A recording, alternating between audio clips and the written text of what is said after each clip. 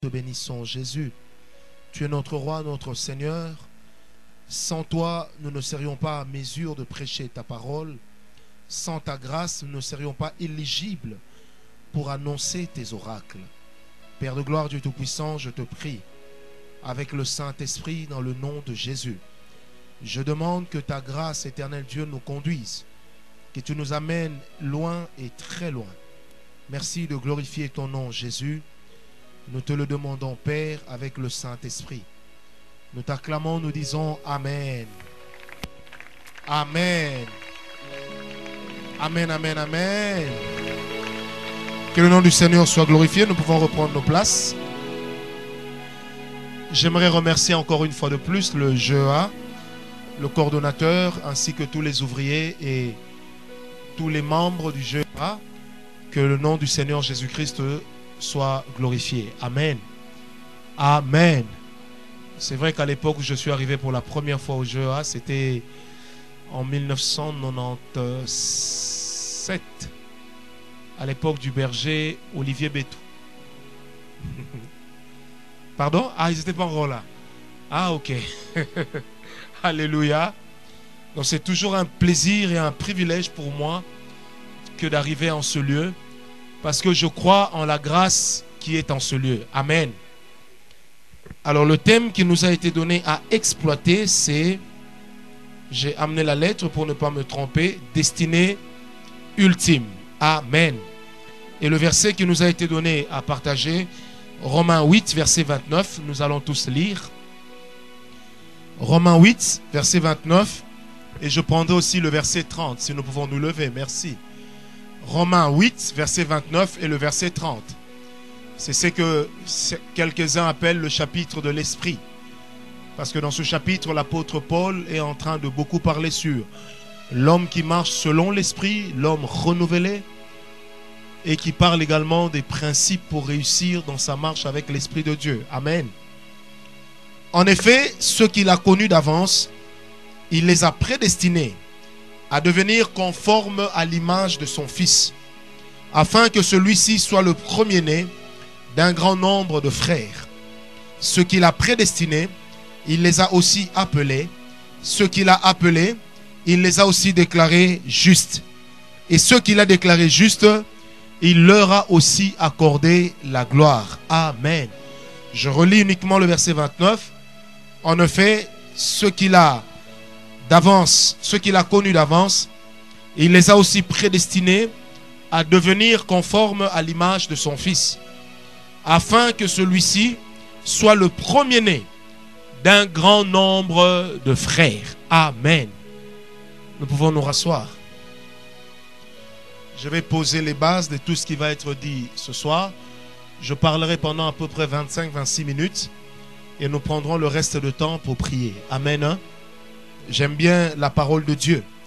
La première des choses, c'est que Jésus n'est pas mort à la croix pour que nous soyons des esclaves, mais il est mort à la croix pour que nous devenions ses frères. Quand on est frère à quelqu'un, ça veut dire qu'on partage avec lui une consanguinité. Amen. Ça veut dire qu'en mourant pour nous à la croix de Golgotha, Jésus nous a adoptés, il nous a cooptés dans la famille des enfants de Dieu. Ce qui engage de notre part la possibilité d'agir et de réagir comme étant les membres full de la famille de Dieu. Amen.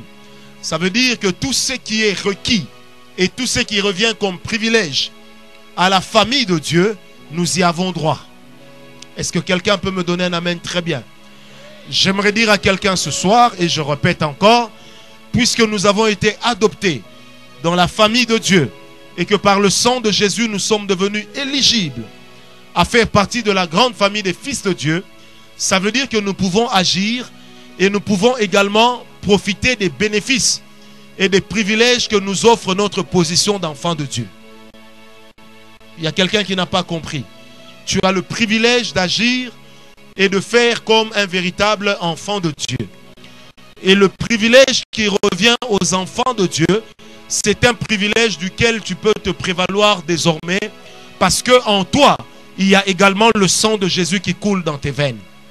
Et j'aimerais dire à quelqu'un, si dans la famille des enfants de Dieu, les gens ne peuvent pas tomber malades bêtement, c'est que toi aussi tu peux revendiquer ton droit de ne plus tomber malade bêtement. Amen. S'il y a des gens autour de toi qui meurent à l'occasion de rien, toi tu mourras parce que tu as atteint ta destinée. Est-ce que quelqu'un m'a compris? Bien-aimé, dès lors que les enfants de Dieu réalisent que être enfant de Dieu ne nous donne pas que des devoirs, mais ça nous donne aussi des droits, il est de ces choses desquelles nous pouvons désormais nous prévaloir. Ça veut dire que nous ne pouvons pas vivre comme des esclaves et nous ne pouvons pas vivre comme des rébus de la société, parce que tout simplement nous sommes les enfants de Dieu et notre Dieu n'est pas n'importe qui. Est-ce que tu peux le dire à ton voisin? Mon Dieu n'est pas n'importe qui. Non, dis-le lui très bien, mon Dieu n'est pas n'importe qui. J'ai vu un homme ici à Kinshasa qui se faisait appeler Dieu. Il avait une Peugeot 504 et un jour, alors qu'il est en train de rouler, la batterie a lâché. Il a appelé les enfants qui étaient à côté en leur disant Boya Kotindi Kamutuka. Et un des enfants l'ayant reconnu lui a dit Ah, Yonzambe Mobimba, Osali Mokili, mais Mutukezo obéir yote. Mais moi je connais un Dieu, c'est le mien. Oh non, moi je connais un Dieu, c'est le mien. Je ne sais pas s'il est aussi ton Dieu, mais je connais un Dieu, c'est le mien. Et ce Dieu-là opère encore des miracles aujourd'hui. Ça veut dire qu'à chaque fois que le diable change de stratégie, notre Dieu dévoile toujours les stratégies du diable et il fait bien plus. Parce que nous avons un Dieu qui ne se limite pas qu'à ce que nous avons déjà vu, mais il est capable d'aller au-delà de ce que nous avons déjà vu. Nous avons un Dieu, il est Dieu, naturellement Dieu, mais tous les jours il fait quelque chose pour mériter notre adoration. Et nous ne l'élevons pas seulement pour le souffle de vie, mais nous l'élevons parce qu'en dehors de la vie, il nous donne les choses qui contribuent à notre vie et à notre élection. C'est pourquoi le Dieu auquel nous avons choisi de croire, il n'est pas n'importe qui. Il n'a pas été choisi au suffrage universel, mais il a fait des choses qui ont défié tous les autres qui s'appelaient Dieu. Et personne n'a su égaler notre Dieu. C'est pourquoi j'aimerais dire à quelqu'un ce soir que le Dieu que nous servons, il ne s'est pas limité à ce que nous avons déjà vu. Et sa divinité ne s'arrête pas à ce que toi tu as déjà vu. S'il est Dieu, ça veut dire qu'il est capable de beaucoup. Il est capable de l'impossible et il n'y a aucune situation qui puisse demeurer comme telle devant lui. Il est le Dieu qui a sorti un homme de la tombe alors qu'il s'y trouvait déjà depuis 3 jours. Il est le Dieu qui a fait des choses tellement grandes qu'il est allé même donner à ses serviteurs une pièce d'or qui est sortie du ventre d'un poisson. C'est parce que notre Dieu ne se limite pas qu'à ce que nous connaissons, mais il va au-delà de ce que nous savons. Est-ce que quelqu'un peut me donner un amen très bien? Non, vous qui êtes au fond, est-ce que je peux entendre votre amen? Bien-aimé, c'est pourquoi j'aimerais encore insister pour dire à quelqu'un, lorsque la Bible dit que nous sommes devenus les frères et que lui est notre premier-né, ça veut dire ceci, que ce que tumbo lingai yaya nangaza, que ce que lukelinga problème, place ngana suki yaya nanga senini a koti. Amen. Oyebi soki na quartier ozana yaya moko lokola John Cena obanga sumu tout est vrai ou faux? Po oyebi ke yano azana makasi. Mais le Dieu que nous servons, il nous a donné un frère, un grand frère. Et ce grand frère-là, il ne marche pas seulement devant nous. Il ne marche pas seulement à côté de nous. Il ne marche pas seulement derrière nous. Il ne marche pas seulement au-dessus de nous, mais il marche en nous. Ça veut dire que nous incarnons ce que notre grand frère est. Alléluia. Est-ce que quelqu'un m'a donné un amen très bien? Je disais, est-ce que quelqu'un m'a donné un amen très bien? C'est pourquoi, enfants de Dieu, lorsque vous marchez avec le Seigneur, par rapport aux circonstances et aux situations que vous rencontrez, vous devez savoir dans quelle position est-ce que vous êtes en train d'agir. Il est de ces choses pour lesquelles vous devez dire à Dieu, Seigneur, s'il te plaît, agis. Mais il en est d'autres pour lesquelles tu peux implorer Dieu, il ne fera rien jusqu'à ce que toi-même tu parles à la situation. C'est pourquoi il n'a pas dit à ses disciples que lorsque vous serez devant les malades, priez que je vienne les guérir. Mais il a dit, allez, vous-même, guérissez-les. L'humilité de Dieu, c'est de nous avoir donné la possibilité d'agir comme lui. Non, je disais, l'humilité de Dieu, c'est de nous avoir donné la possibilité d'agir comme lui. Bien-aimé, ce n'est pas un péché de dire à quelqu'un, tu étais malade, je t'ai guéri. Et si quelqu'un dit, tu es un guérisseur, dis-lui oui. Est-ce que quelqu'un m'a compris? Vous savez, l'avantage des fétiches que nous avons touchés, c'est que personne ne peut nous attraper avec. Nous avons ça dans l'esprit.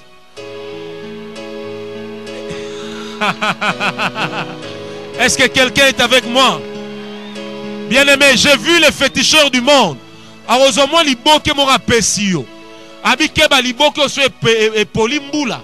Qui sinon epoli okufa. Mais ngana kutana mutu mora pesanga kisi abite ngana ko moyena peso kisi ezate na mi pesi.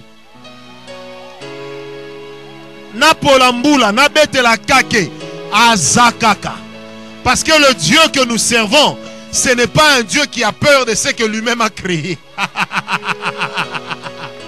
Notre Dieu n'a pas peur de ce que lui-même a créé.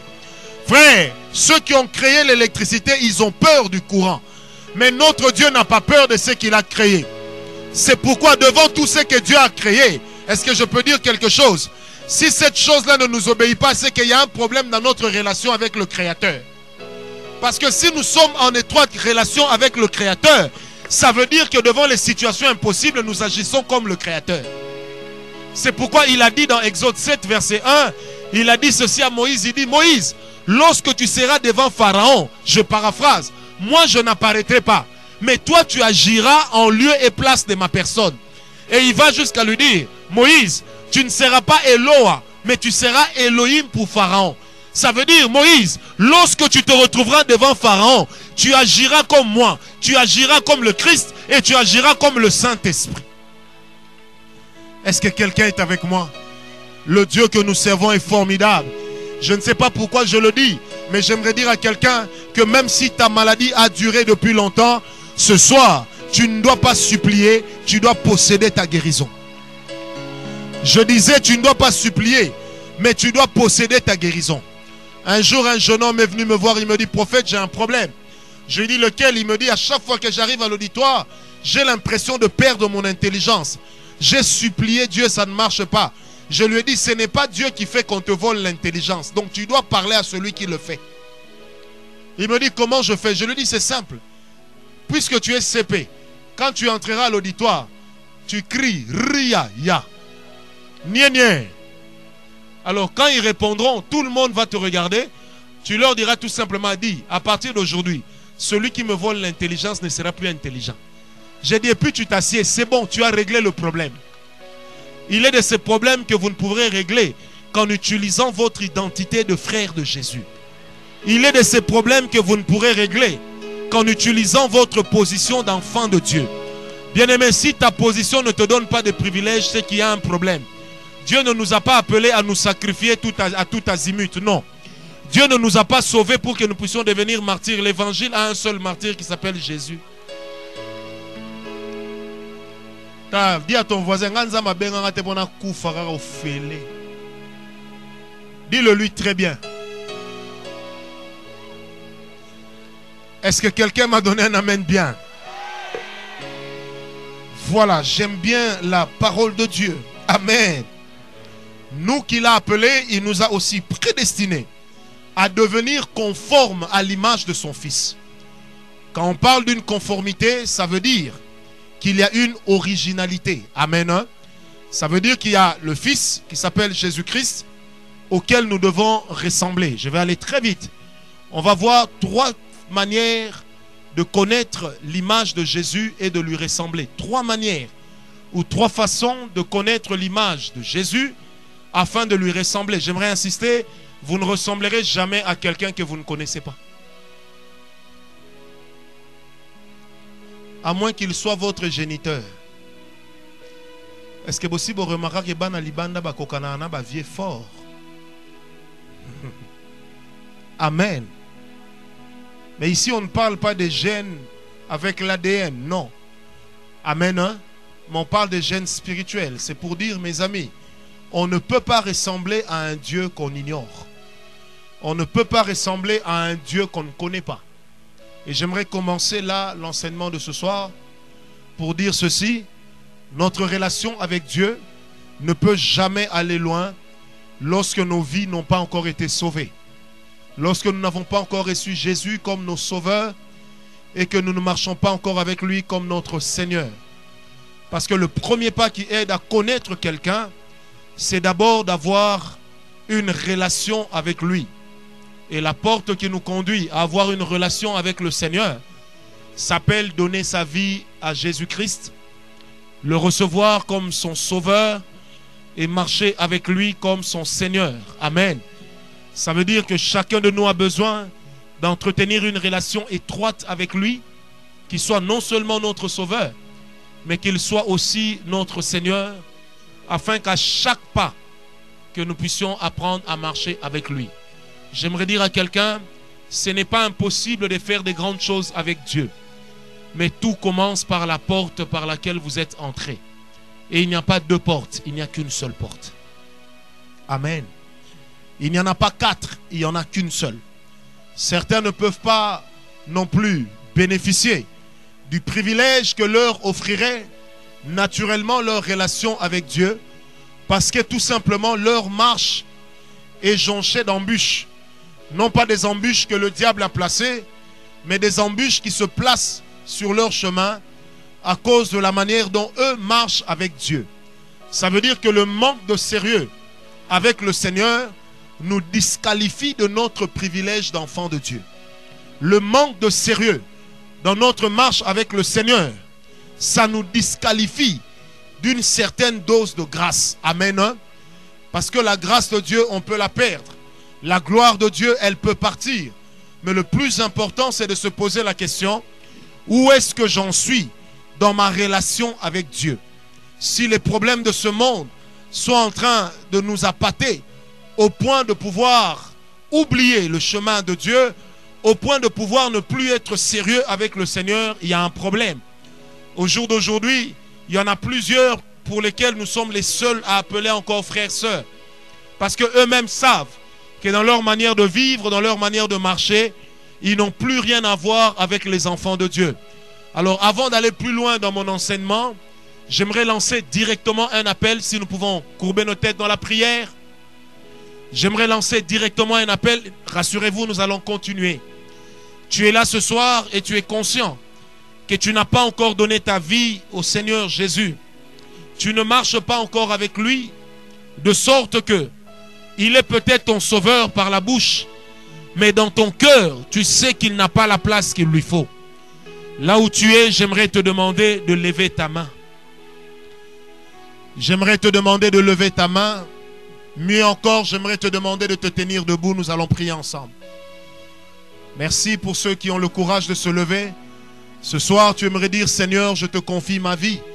J'aimerais que tu sois mon sauveur et que tu sois mon Seigneur. Lève-toi là où tu es, mon ami. Un jour, nous avions aussi eu ton âge. Un jour, nous avions aussi marché comme toi.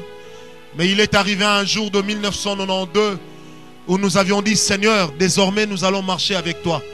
J'aimerais lancer encore cet appel, le réitérer. Là où tu es, tiens-toi debout, nous allons prier avec toi. Tu aimerais donner ta vie à Jésus, l'avoir comme ton sauveur. Lève-toi s'il te plaît. Lève-toi s'il te plaît, j'insiste. Et j'aimerais directement lancer mon deuxième appel. Tu es ici ce soir, tu as peut-être donné ta vie à Jésus, mais tu sais que dans ta marche avec lui, tu n'es pas correct. Il y a beaucoup de choses que le Seigneur n'accepterait pas de toi, que tu te retrouves encore en train de faire dans ta vie. Alors j'aimerais te dire, c'est ici l'occasion que le Seigneur te donne pour que tu répares avec lui. C'est ici l'occasion que le Seigneur te donne pour que tu lui dises, Seigneur, j'aimerais arranger partout où j'ai failli. À toi aussi, j'aimerais demander de te tenir debout, s'il te plaît. Tiens-toi debout. Tu marches déjà avec Dieu, mais tu sais que ta marche n'est pas bonne. Lève-toi, nous allons prier ensemble. Je crois encore en la grâce de Dieu.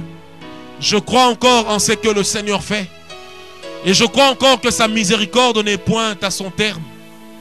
J'aimerais que toi qui t'es levé ici, pose ta main droite sur ton cœur et nous allons prier ensemble.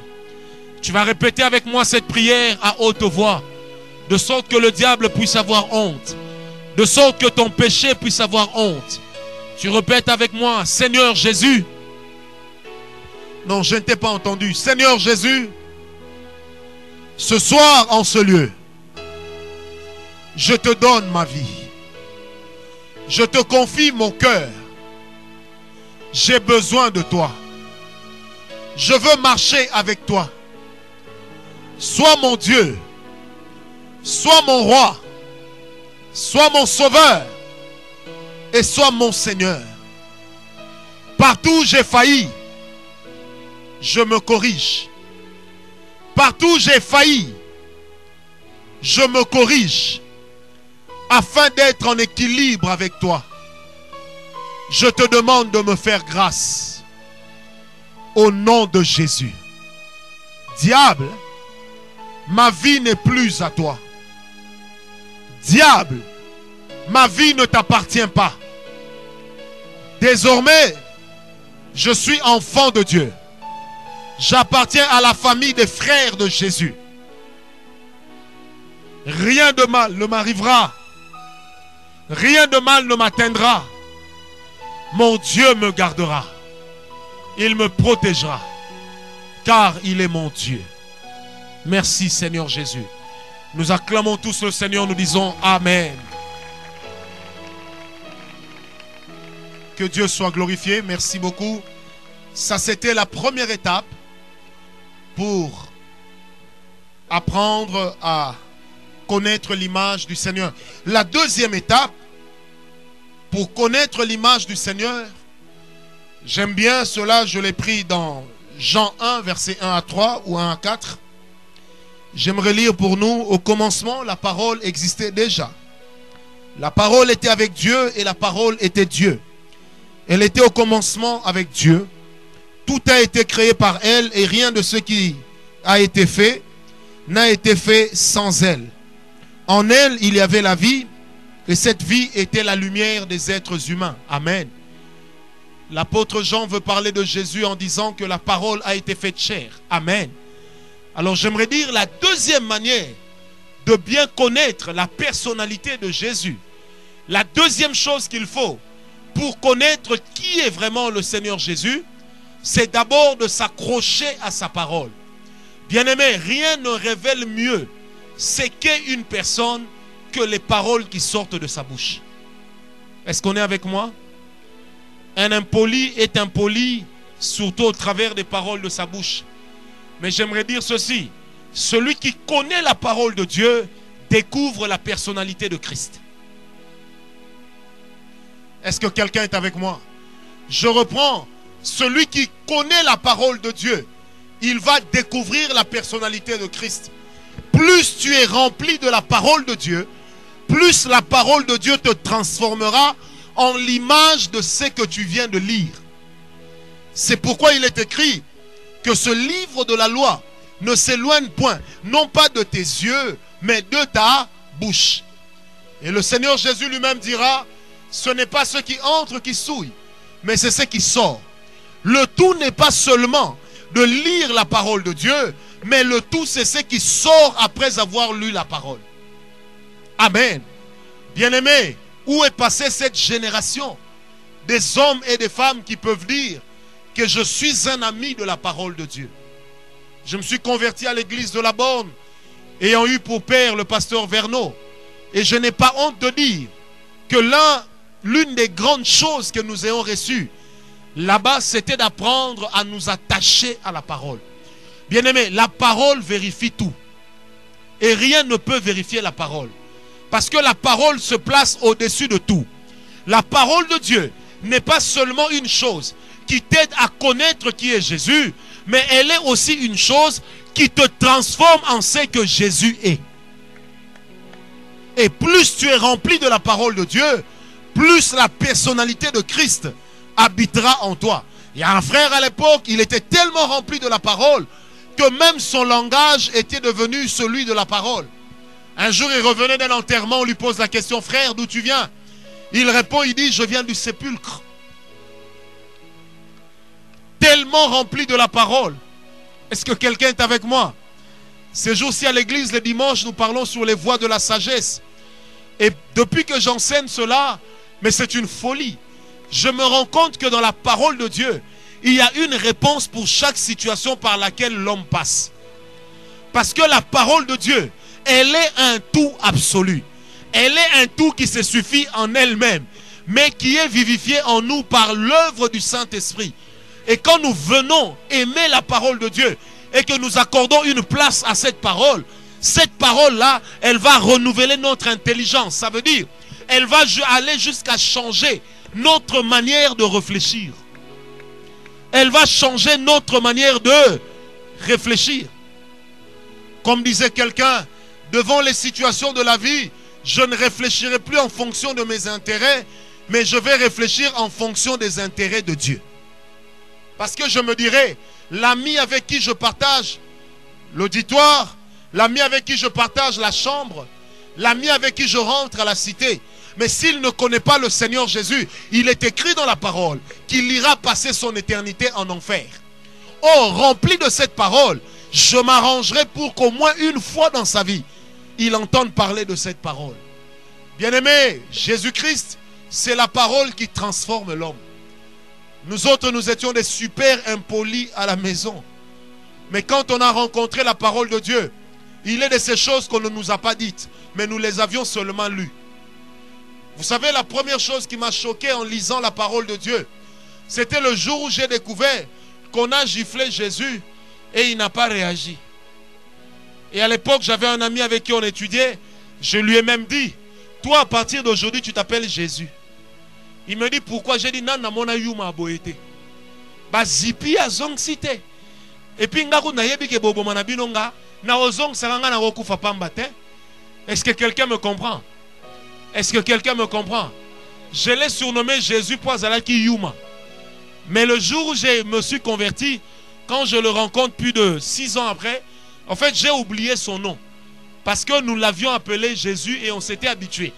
Alors quand je le regarde, j'ai dit, mon cher, il dit, ah, tu es devenu frère, hein? Tu n'arrives plus à dire Jésus, hein? Est-ce que quelqu'un me comprend? Mais quand je lis la parole de Dieu, je comprends, à la lumière de cette parole, qu'il peut arriver aussi qu'on te fasse un coup, un mauvais coup, mais que tu ne répliques pas. Il peut arriver aussi que les gens disent de toi des méchancetés, mais tu n'es pas obligé de leur rendre coup pour coup. Parce qu'en lisant la parole de Dieu, je me suis rendu compte que dans son attitude, notre Seigneur Jésus a révoqué les lois, certaines lois qui présidaient l'humanité. Et j'aimerais dire à quelqu'un ce soir que lorsque tu t'attaches à la parole de Dieu et que tu accordes à cette parole une place dans ta vie, elle va t'aider à grandir avec le Seigneur. Frères, sœurs, écoute ce principe. Lorsque tu es en jeûne, il y a 2 choses que tu es obligé de faire. La première, c'est d'abord être à l'écoute de la parole de Dieu. Et la deuxième, c'est être dans la prière. Un jeûne sans prière et sans parole de Dieu, c'est une grève de la faim. Et un jeûne qu'avec la prière sans parole, c'est ce qu'on appelle le jeûne des boiteux. Un vrai jeûne doit avoir les Écritures et la prière. Parce que les Écritures donneront du tonus à ta prière. Amen. Troisième clé, lorsque tu veux avancer avec Dieu, c'est la manière dont tu vas gérer ta relation avec le Saint-Esprit. Je répète, la manière dont tu vas gérer ta relation avec le Saint-Esprit. Quelle est la place que tu lui donnes? Quelle est la place que tu lui donnes? Je répète encore, quelle est la place que tu donnes au Saint-Esprit? Qu'est-ce que tu lui dis dans ta vie? Quelle est la place que tu lui donnes? Bien-aimé, plus tu passes du temps avec le Seigneur, plus tu viens dans la présence de Dieu, plus ton homme intérieur est transformé. Et la Bible dit dans 2 Corinthiens 3, verset 18, nous tous qui donc à visage découvert, contemplant la face de Dieu, je paraphrase, nous sommes transformés par la même image, de gloire en gloire. Ça veut dire plus tu viens dans la présence de Dieu, plus tu passes du temps dans la prière et dans l'adoration, plus la chose de Dieu grandit en toi. Je répète, plus tu passes de temps dans la prière, plus tu passes du temps dans l'adoration, ce qui est de toi meurt au profit de ce qui est de Dieu. Ça veut dire que ce que tu étais, tu es en train d'y renoncer au profit de ce que Dieu est. C'est pourquoi les choses qui étaient impossibles pour toi hier, elles vont devenir possibles. Parce que notre destinée ultime, c'est le ciel. Mais nous n'irons pas au ciel qu'en étant comme nous sommes. Nous irons au ciel comme des personnes transformées.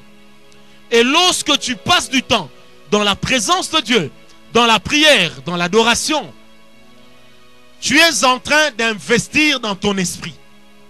Et cet investissement-là, à un certain moment, va pousser les choses de Dieu en toi à commencer à travailler. Bien-aimé, le premier malade pour lequel j'avais prié, à l'époque, je ne parlais même pas en langue. Mais quand j'ai vu ce malade devant moi, quelque chose m'a dit, tu peux le faire. J'ai dit, non Seigneur. Il m'a dit, mais tout le temps que tu passes dans ma présence, crois-tu que ça ne t'a rien donné? Je me rappelle être allé prier pour cette personne. J'ai même fermé les yeux pour ne pas voir la pitié dans son regard. Mais quand j'ai ouvert les yeux, j'étais étonné de le voir jubiler parce que le Seigneur venait de le guérir instantanément. C'est pour dire, le temps que tu passes dans la présence de Dieu, c'est un investissement pour ton esprit. On ne peut pas être un grand avec Dieu lorsqu'on n'apprend pas à passer du temps avec lui dans le secret. La hauteur de ce que tu feras en public dépendra de la profondeur que tu vas creuser dans le secret. Bien-aimé, les gens qui ont une vie dans les secrets sont les gens qui en public deviennent grands. Si en public tu es un éléphant, alors il est important que dans le secret tu sois un dinosaure. Parce que la taille de ta profondeur, elle doit te donner une taille proportionnelle dans le monde physique. Les choses se creusent dans le spirituel afin que leur impact dans le physique soit vu. Je ne sais pas pourquoi je le dis, mais je le dis. Le Seigneur me parle, il y a un monsieur ici qui est marié. Et il y a beaucoup de problèmes avec sa femme. Et le Seigneur me dit, remarque, depuis que tu as commencé à négliger ton temps dans la prière, les problèmes, eux aussi, ont commencé à se manifester. Tu dois revenir à ton premier amour. Tu dois redevenir qui tu étais. Bien-aimés, nous ne sommes pas les enfants de Dieu de ce siècle, mais nous sommes les enfants de Dieu de la Bible. Ça veut tout simplement dire que ce que ce monde est en train de taxer de normal, une fois que la parole de Dieu nous dit que ce n'est pas normal, nous ne l'accepterons pas. La parole de Dieu est une chose qui n'évolue pas. Elle reste la même. Parce qu'elle est remplie des principes, des préceptes et des statuts. Or, les principes, les préceptes et les statuts sont des choses qui ne bougent pas. Est-ce que quelqu'un est avec moi? Dis à ton voisin, creuse dans la présence de Dieu, il y a un trésor. Non, dis-le lui très bien, creuse dans la présence de Dieu, il y a un trésor. Alors retenez également ceci, plus nous creusons dans la présence de Dieu, plus nous nous retrouvons face à Dieu. Mais lorsque vous vous retrouvez face à Dieu, quel sera le visage que Dieu aura? Pose un peu la question à ton voisin. Quel sera le visage que Dieu aura? Non, pose bien la question à ton voisin. Quel sera le visage que Dieu aura? Bien-aimé, est-ce que vous vous êtes déjà rendu compte que quand vous priez, il vous arrive des fois de vouloir donner un visage à Dieu? Moi, quand je priais avant, j'étais tout petit, j'imaginais que le pape Jean-Paul II était Dieu. Et dans chacune de mes prières, Dieu était un blanc. Alors quand Dieu était un blanc, vous savez déjà qui était Satan. Mais j'ai découvert, en demeurant dans la présence de Dieu, que plus je creuse dans la présence de Dieu, en fait, l'image que je vois en Dieu, c'est l'image de ma propre personne, mais telle que Dieu veut que je sois. Et quand je répète, plus je me plonge dans la présence de Dieu, plus je creuse, l'image que je rencontre, en fait c'est ma propre image, mais sauf que ce n'est pas l'image que j'ai actuellement, mais c'est l'image de moi selon que Dieu veut que je sois. C'est pourquoi la Bible dit, attachez-vous premièrement aux choses d'en haut, là où Christ est assis à la droite de Dieu. Mais le Christ qui est assis à la droite de Dieu, il nous avait dit ceci, je vous prépare une place afin que là où moi je serai, vous y soyez aussi. Dans la version originale, on dit ceci: afin que là où je suis, tu y sois. Et j'aimerais dire à quelqu'un, tu as une certaine image de toi. Mais lorsque tu demeures dans la présence de Dieu, alors tu as la révélation de l'image réelle que Dieu a de toi. Mais non pas de toi aujourd'hui, mais de toi dans la gloire. C'est pourquoi notre espérance n'est pas vaine. Parce que nous savons qu'un jour nous serons dans cette gloire et nous la manifesterons totalement. Est-ce que je peux dire quelque chose à quelqu'un? Est-ce que tu sais que lorsque tu as déjà vu la guérison de quelqu'un dans ton esprit, il est difficile que cette guérison ne germe pas?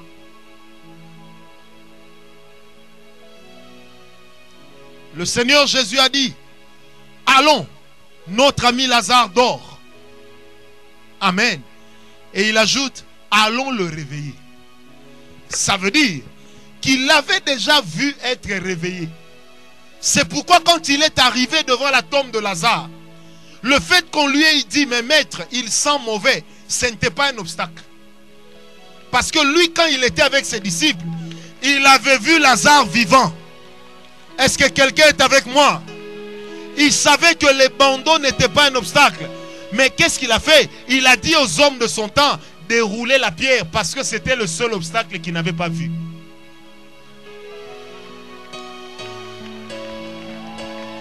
Est-ce que quelqu'un m'a compris? Est-ce que je peux dire quelque chose à quelqu'un? Frère, l'obstacle que je vois, ça m'appartient. Mais la chose que j'ai vue dans la gloire ne va venir que lorsque j'aurai enlevé l'obstacle. Peut-être que ton obstacle pour manifester la gloire de Dieu, c'est la peur. Dieu n'enlèvera pas la peur, mais ça sera à toi à signer. Et quand Jésus a vu la tombe de Lazare, la Bible dit, il a tressailli. Vous savez, en lingala, ko tressaillir, eza lokola azuma yanga. Hein? Donc, à sali, donc, il m'a compris, mais, et sali, moi, le moment après, à pleurer. Et quand il a vu ces choses, il a dit: enlevez la pierre. Mais maître, il sent.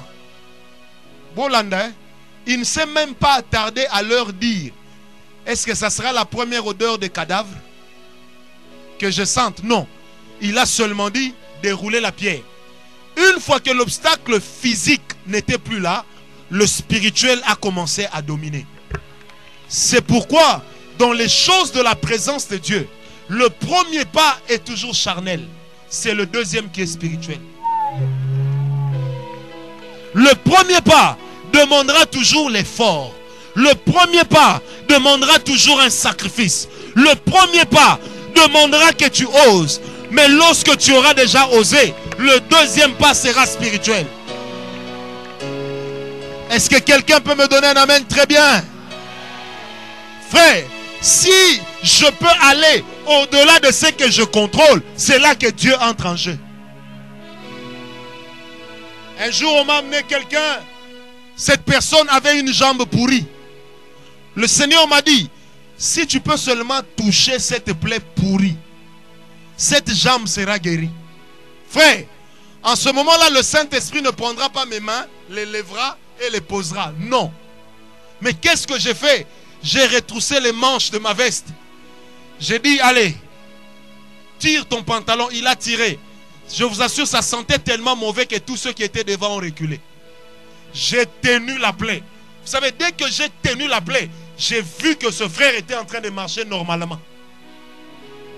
En moins de 2 minutes, une plaie qui a fait 14 ans venait de sécher.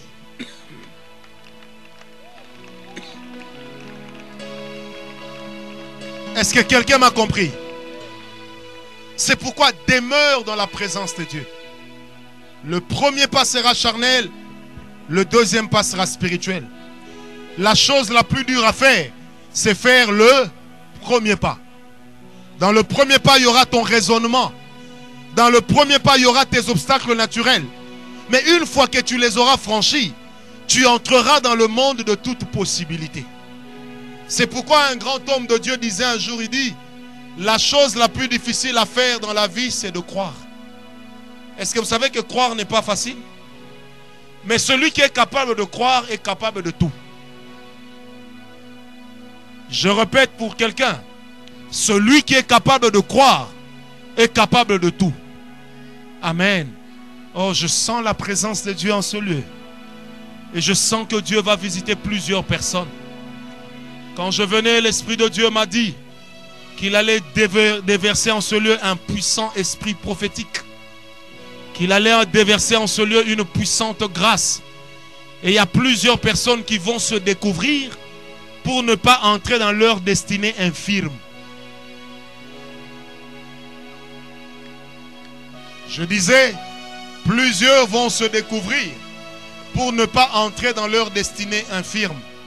Nous sommes la génération à laquelle il appartient les grandes choses de Dieu. Parce que si nous n'en bénéficions pas, qui va en tirer profit? C'est pourquoi demeure dans la présence de Dieu. Parce que là-dedans, il y a quelque chose pour toi. Parce que là-dedans, il y a quelque chose. J'aimerais te défier, bien-aimé. Si après la retraite de cette année, tu commences l'année pour la terminer telle que l'année passée, alors c'est que tu n'auras rien compris. À chaque nouvelle histoire, il faut une nouvelle onction. À chaque nouvelle traversée, il faut une nouvelle parole. Je répète, à chaque nouvelle étape, il faudrait une nouvelle onction. Et à chaque nouvelle traversée, il faudrait une nouvelle parole. Écoute la parole que Dieu te dit ce soir.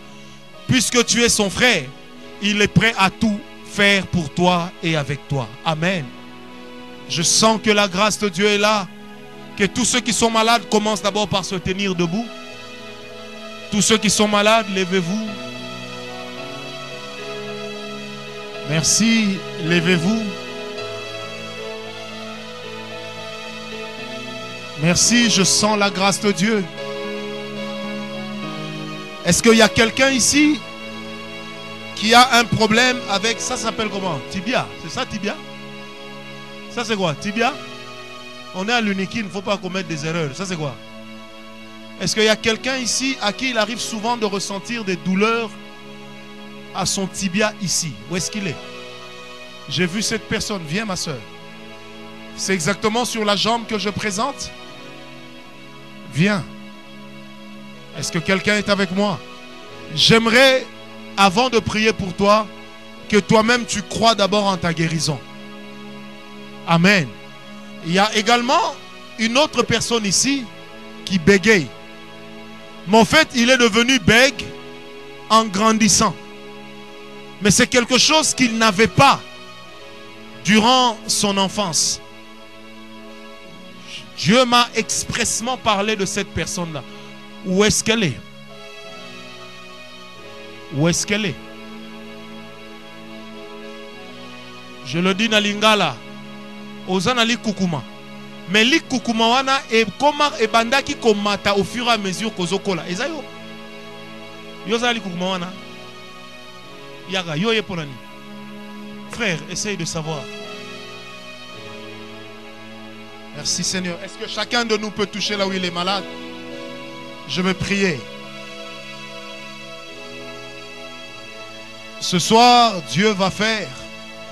Et pour 85% d'entre vous, ça sera d'une manière instantanée.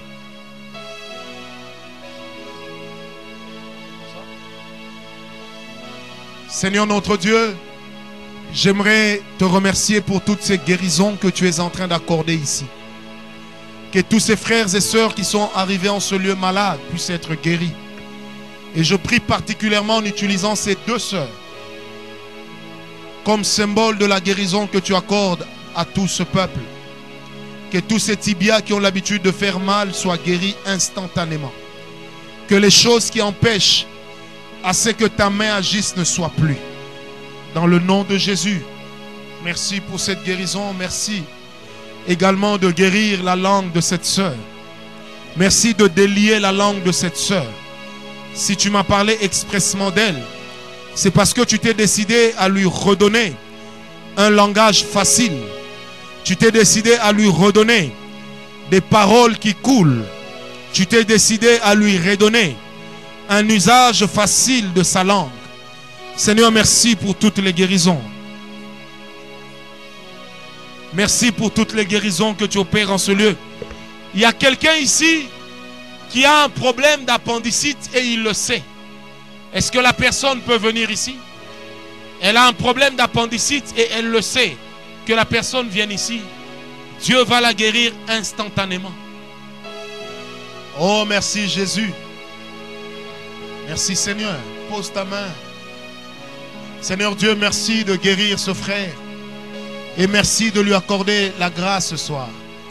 Tu es guéri désormais. J'ai dit tu es guéri, totalement guéri. Et que tout celui comme toi qui a ce problème d'appendicite soit également guéri au nom de Jésus. Que cette maladie puisse être guérie au nom de Jésus. Je répète qu'elle puisse être guérie au nom de Jésus. Et que la faveur et la grâce de Dieu demeurent sur toi dans le nom de Jésus. Peuple de Dieu, est-ce que vous êtes avec moi? Dites Amen. Est-ce que quelqu'un peut commencer à tester là où il avait mal? Peut tester sa guérison? Fais-le. S'il y avait des mouvements que tu n'arrivais pas à faire, essaye de le faire.